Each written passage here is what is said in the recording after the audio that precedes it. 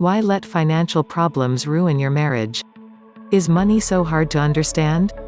Financial problems in a marriage are definitely a true relationship killer and one of the most common marriage problems that unnecessarily result in divorce.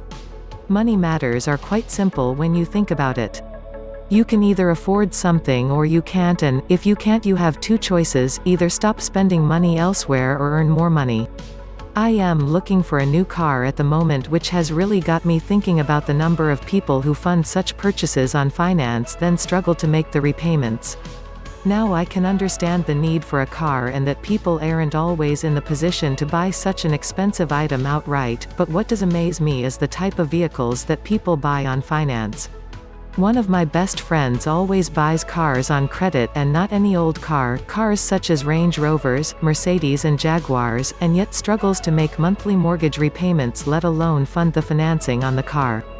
As a family, they look at us and envy the fact that we don't have to worry when an unexpected bill comes in, or if we want something we can just go out and buy it without any concern. That's because we follow the main golden rule for avoiding financial problems in a marriage: we never spend what we haven't got, and we don't waste money on unnecessary interest repayments. It's quite a simple concept really. If we want something that isn't critical, we wait for it, we only buy what we can afford. If we needed to take out finance for a car, we would buy something that would do the job, but not a luxury vehicle. Have you ever seen how many luxury cars are repossessed and go through the auctions? What a waste. Just look at what is lost in the initial deposit and interest, and then the cars lost and sold for peanuts to more the financially astute. Anyway, back to my friends. Their marriage is always under strain because financial problems are continually at the forethought of their minds. They never know from one month to another how they will fund the next mortgage payment or car repayment. Petty things get blown out of perspective because stress levels run high, which all stems from the financial problems in the marriage.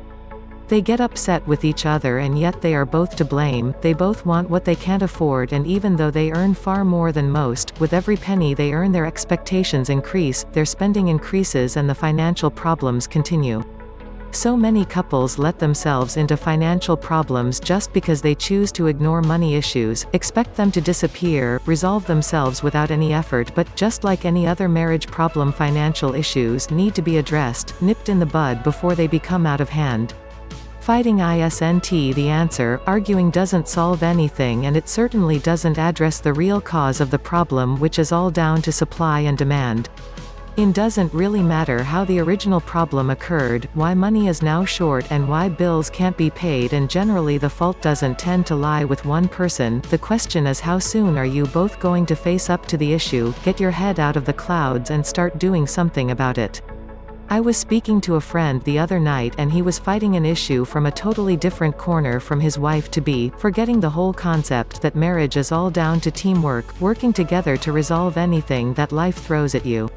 When you lose focus, fail to see what really matters in life, start arguing and fighting against each other rather than working together to sort such issues out, you start to chip away at the very foundations of what could be a solid relationship. No matter how your financial problems in your marriage developed: blissful ignorance, credit card happy, making an important financial decision without discussing it, or just spending too much every week, you have to now sit down together, focus on the issue at hand, forget what has happened in the past, how you got into the situation in the first place, and put all your time and energy into sorting it out. Don't blame anyone, don't go looking for a fight, just sit down, detail your spending, detail your earnings, and then work out how you close the gap. Support each other through the process, work together towards the same goal, which is to learn to live within your means, whether that be through working more hours, retraining for a higher paid job, finding opportunities to earn extra cash from home, or just accepting you are living outside your means and working out how you can spend less. Don't let financial problems cloud your marriage, sort them out before you destroy something very special and live to regret it. What do you think? Please comment down below. If you like these tips and want to hear more, please subscribe to my YouTube channel.